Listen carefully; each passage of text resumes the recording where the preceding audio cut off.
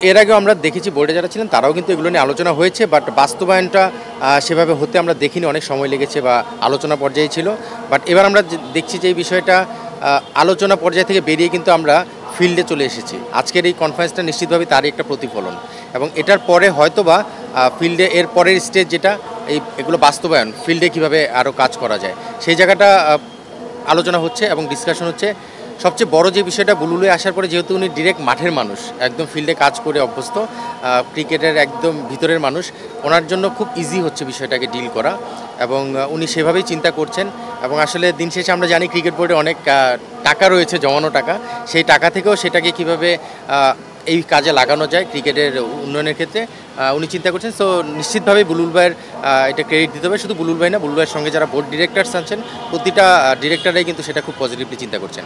যেহেতু ক্রিকেট নিয়ে আছি, ক্রিকেটের মধ্যেই থাকি, ক্রিকেট ছেলে মেয়ে ক্রিকেটার আমরা এটাই জানি। আগে কিন্তু আমরা বলতাম ব্যাটসম্যান, এখন কিন্তু বলি ব্যাটার। তার মানে কি, ক্রিকেটটাকে আর ছেলে মেয়ের মধ্যে আলাদা করা হয়নি।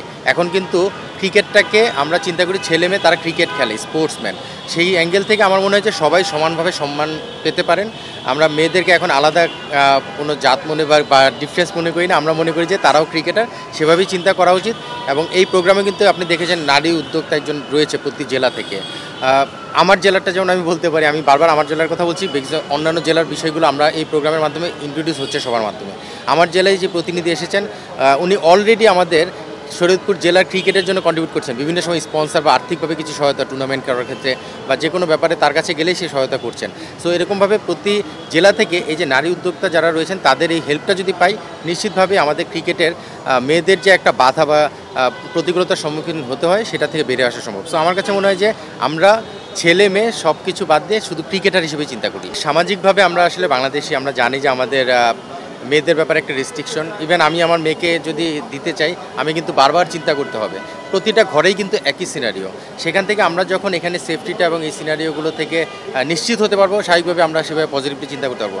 এই প্রোগ্রামে নারী উদ্যোক্তাদের ইনভলভ করার মানেটা হচ্ছে, আমরা জানি যে ওখানে একজন মহিলা যদি ইনভলভ হন, একজন নারী যদি ইনভলভ হন, তাহলে যেটা হবে মানুষ কনফিডেন্স পাবে যে না, উনি নিজে এসেছেন বা উনি চাচ্ছেন এই বিষয়টা। সো সেটাকে পজিটিভ একটা ভাইব দিবে, এবং ক্রিকেট বোর্ড কিন্তু সেই জায়গা থেকে ইনভলভমেন্টটা চেয়েছেন। এবং আসলে যেহেতু আমাদের মেয়েদের ক্রিকেট খুব ভালো করছে আলহামদুলিল্লাহ, আমার কাছে মনে হয় মেয়েদেরকে এই ইনভলভমেন্ট বাড়ানোর ক্ষেত্রে এই উদ্যোগটাকে পজিটিভলি দেখতে হয়।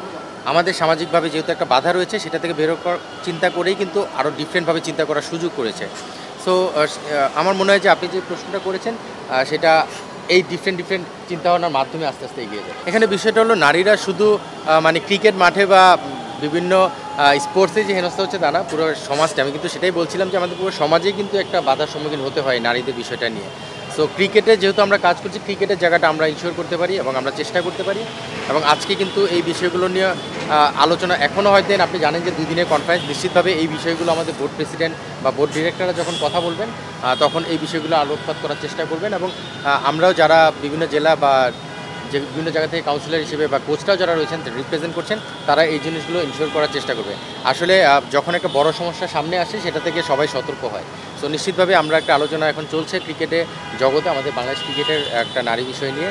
সো সেই জায়গা থেকে সবাই সচেতনতা বাড়িয়ে দেওয়ার চেষ্টা করবে এবং যার যার জায়গা থেকে সেটাকে সংশোধন করার চেষ্টা করবে।